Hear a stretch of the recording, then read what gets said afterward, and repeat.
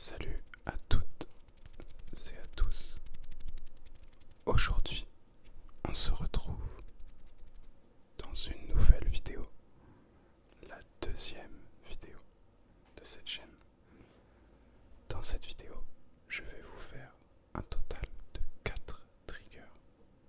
Donc, ils ont tous un lien, à peu près, les uns avec les autres. Mais il y en a un qui est un peu différent, on va dire. Mais il est relaxant. Et c'est tout ce qui compte. Donc, dans cette vidéo, je vais vous présenter le premier trigger tout de suite. Donc, il est plutôt connu en réalité, mais je l'aime beaucoup. Il est très relaxant. Il s'agit de la manette de PlayStation 4 qu'on ne présente plus vraiment. Donc, dans cette vidéo, je vais vous faire des triggers manettes. Il y en a deux, mais du coup, deux triggers manettes PS4, mais il y en a une qui fait un son différent de celle-ci. Parce que celle-ci est officielle, hein, c'est la DualShock 4, que tout le monde connaît normalement. Mais j'ai également derrière moi, là vous la voyez pas, vous la verrez après, une manette de PS4 qui est un peu pas non officielle quoi, mais elle fonctionne. Comme la plupart des non officiels, elle est avec un fil, c'est une manette filaire. Mais le bruit des petits L1, R1 ne ressemble absolument pas au R1, L1 de cette manette là. Et c'est vraiment ce que je kiffe de ouf dans cette manette. Bon, celle-là c'est l'officiel, donc je pense que vous connaissez déjà les sons. Mais c'est super relaxant quand même, faut se le dire. Donc je vais commencer, donc je vais pas parler pendant que je fais le trigger. Ou peut-être que je parlerai quand même, je sais pas vraiment. Je vais improviser en fait. Voilà, tout simplement. J'ai rien écrit, j'ai pas fait de script, j'ai pas fait de ligne directrice on va dire.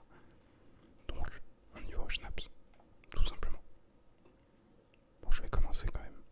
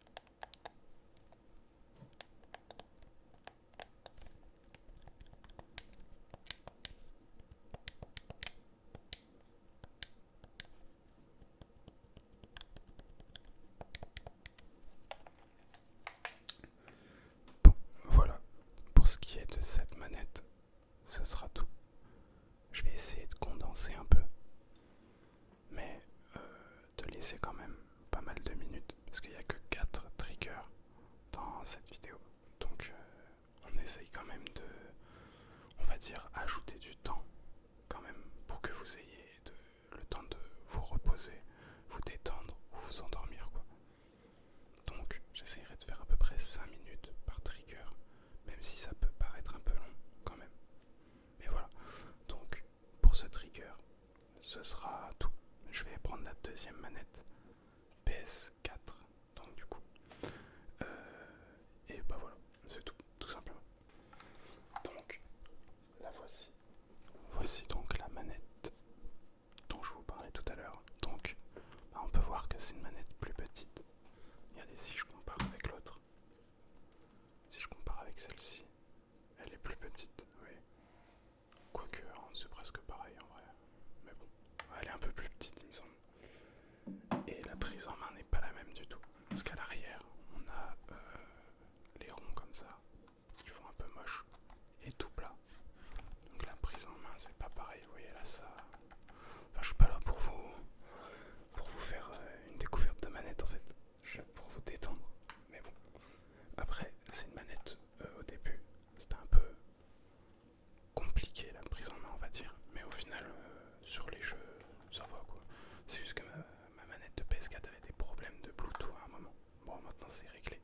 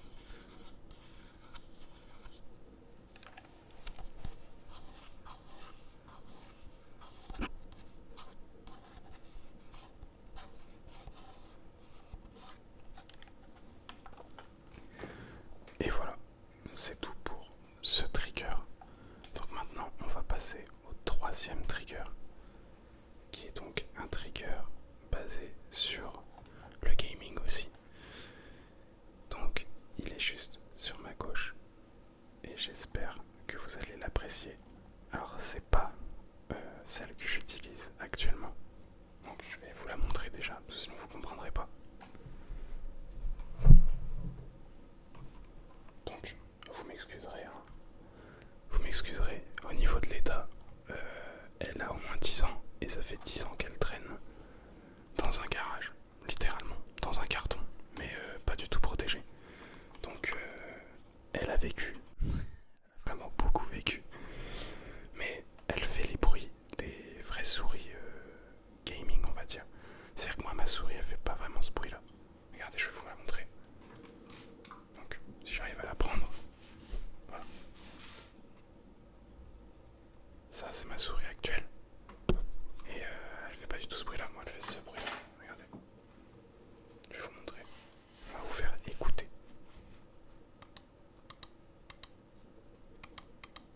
Vous entendez?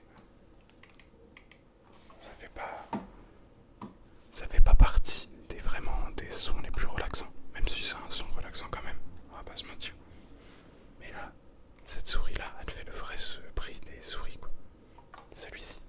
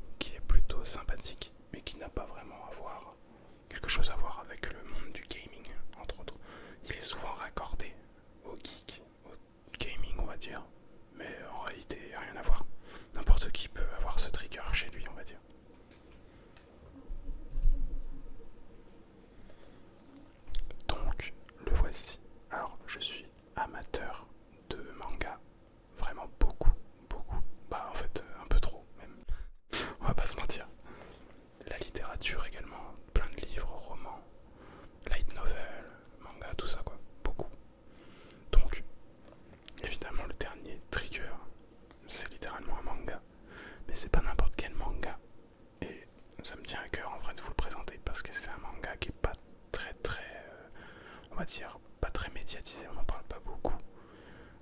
Ceux qui aiment les mangas de romance, c'est un manga de romance, ils doivent l'avoir vu, je pense. C'est un classique de la romance, en fait. Mais la plupart ont vu les films, comme Your Name, des choses comme ça. Là, c'est pas du tout un film, c'est littéralement un anime sur une longue durée, quoi. C'est en épisode. Et il y a 3 saisons, et c'est pour ça que ça m'avait plu à la base. Parce que des animes de romance qui durent longtemps, on n'en a pas beaucoup, on va pas se mentir. Donc là, j'en ai un qui s'appelle littéralement, je sais pas si vous voyez, là je pense que vous voyez. Hop, voilà, donc c'est My Teen Romantic Comedy is wrong as I expected. Voilà, je le lis parce que il est tellement long que je m'en souviens pas. Mais en termes, on va dire raccourcis, la plupart du temps quand on parle de ce manga, donc celui-ci, on parle de Orega Hiru, ou Orega Hiru, je sais pas comment on le dit exactement. Mais voilà, donc ça c'est mon manga de romance, hein, je précise, de romance préféré, pas mon manga préféré. Mais il est dans mon top, même en tant que manga préféré. Et franchement, l'histoire elle est vraiment, vraiment cool. Et beaucoup de personnes, surtout beaucoup de garçons, vont sûrement s'y retrouver là-dedans, c'est ouf, il est incroyable. Mais, comment dire, ça se finit, on va dire que l'anime, sans spoil, pour ceux qui voudront regarder après cette vidéo, sans spoil, la fin, elle nous laisse un peu sur notre fin, quoi. Genre littéralement, ça s'arrête trop vite en fait, on n'a pas envie que ça s'arrête. On a envie de continuer de vivre l'aventure en fait avec le personnage. C'est ouf. C'est l'un des seuls mangas qui m'a fait ça. Avec Fairy Tail à l'époque. Je sais que beaucoup crachent sur Fairy Tail parce que le pouvoir d'amitié tout ça. Mais voilà, bref. Fairy Tail, ça reste dans mon classement. Et à l'époque, c'était l'un des seuls mangas et animes du coup qui m'a fait cet effet-là, qui m'a fait oh non, pourquoi ça s'arrête? Pourtant, il y a plein d'autres mangas et animés ouf. Comme actuellement Demon Slayer, Jujutsu Kaisen, My Hero Academia, qui vient de finir d'ailleurs. Vient de finir My Hero Academia. T'as plein d'animes, plein de mangas, mais tu te dis que quand ce sera fini, ce sera fini quoi. Je sais pas, ça me fait pas le même effet que celui-là, ou que Fairy Tail à l'époque, avant qu'on ait la quête de 100 ans du coup. Même Dragon Ball Z à l'époque, j'étais dégoûté. Enfin, ça c'est fini. En plus, il faut se dire que Dragon Ball Z, je l'ai connu en DVD. Donc, c'était un. Comment dire? C'était des DVD qu'on recevait une fois par semaine. Donc, fallait attendre. C'était 4 épisodes par DVD. Et c'était. Je sais pas si vous voyez ce que c'est les DVD, mais c'était des DVD. Les pochettes étaient orange. Avec Dragon Ball Z, enfin avec le Z sur une boule de cristal. Et comment dire? Et en fait, après, je les ai. Enfin, c'est pas moi qui les ai vendus, mais on va dire que ma famille les a vendus, tout simplement. Et comment dire? Ça m'a vraiment dégoûté, quoi. Parce que c'était limite pas collector, mais voilà. C'est du souvenir, quoi. C'est des DVD qu'on verra plus maintenant. DVD, on regarde même plus pratiquement, à part Blu-ray et tout ça. Maintenant, tu vas sur internet, tu trouves tout ce que tu veux. Donc, je trouvais ça dommage, parce que c'est un peu la collection, quoi. On kiffe. Puis pour les fans, voilà, c'est logique. Après, j'en ai eu deux de Dragon Ball GT ou 4, je sais plus. Dragon Ball GT qui est beaucoup critiqué.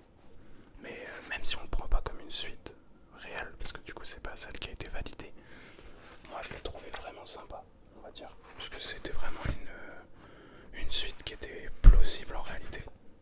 C'est juste, ça a pas fonctionné pour différentes raisons. Mais franchement, j'avais trouvé ça bien amené. Le scénario était sympa quoi. Tu t'attends pas à ce que ce soit un scénario poussé non plus de fou. Mais c'était sympa. Moi je passais des bons moments devant quoi. Après, il y a eu.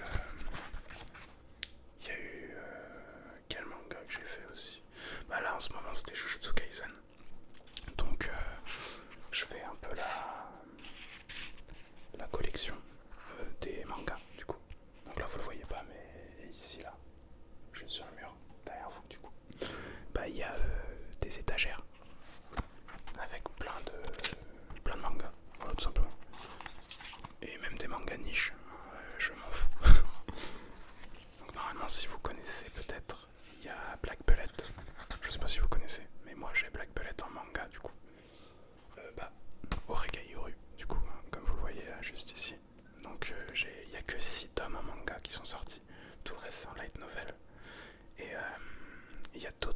sont sortis mais au Japon seulement. Donc ils sont que en japonais, pas en français. Ils en ont traduit que 6 pour l'instant. Et je pense pas qu'ils en traduiront d'autres, pour le moment en tout cas. Après j'ai aussi... Ah oui, un nouveau qui est sorti il n'y a pas si longtemps que ça. Bon, maintenant il se fait quand même assez vieux, on va pas se mentir. Mais il est sorti il n'y a pas si longtemps. Et c'est Solo Leveling, voilà. Donc c'est pas vraiment un manga à proprement parler, c'est un manhwa, un webtoon.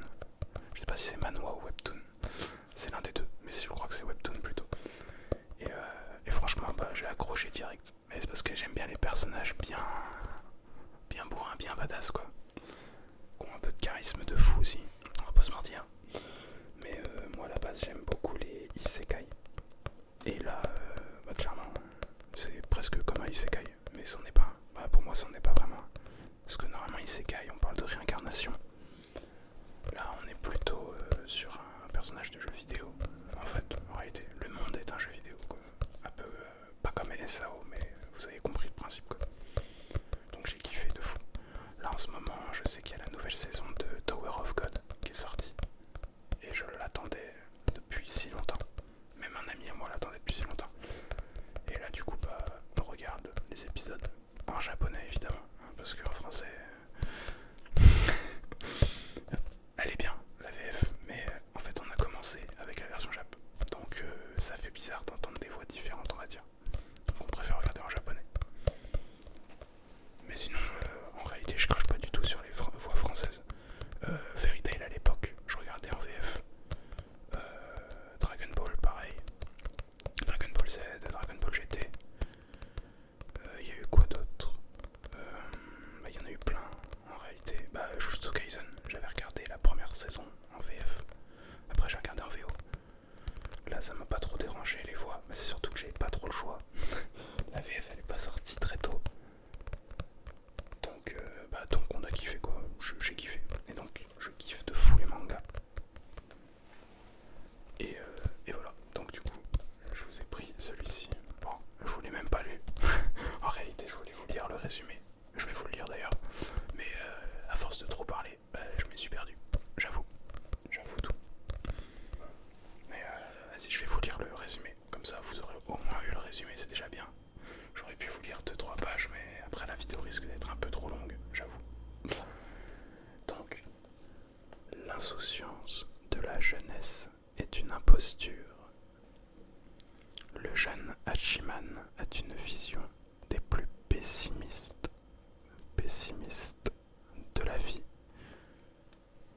De toute façon, sa situation actuelle ne le pousse guère à déborder d'optimisme,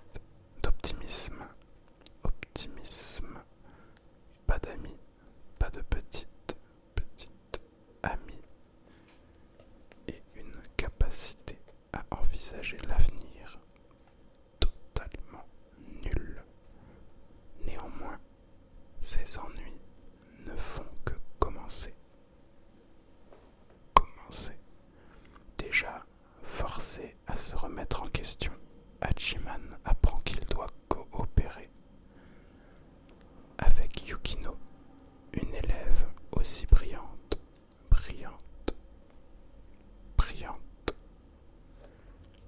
que sarcastique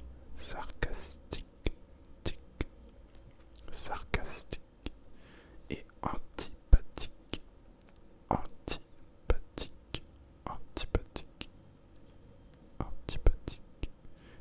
qui ne lui laissera aucun répit. La rencontre de ces deux lycéens au caractère si différent risque de créer des étincelles. Je vais vous montrer. Donc là, je sais pas si vous voyez vraiment bien, mais ici, c'est le personnage principal. Donc rien qu'à la dégaine, on comprend tout de suite. Et ça, c'est les filles qu'il y a dans le manga. Je vais pas vous les spoiler. Vous spoiler qui est qui. Vous verrez si jamais vous voulez le regarder ou si vous connaissez déjà. Tout simplement. Donc, là, j'ai fini mes triggers. Les 4, ils sont passés. Donc j'espère que ça vous aura détendu, que ça vous aura plu. Et j'espère également que les prochaines vidéos vont vous plaire également. Donc j'ai suivi les conseils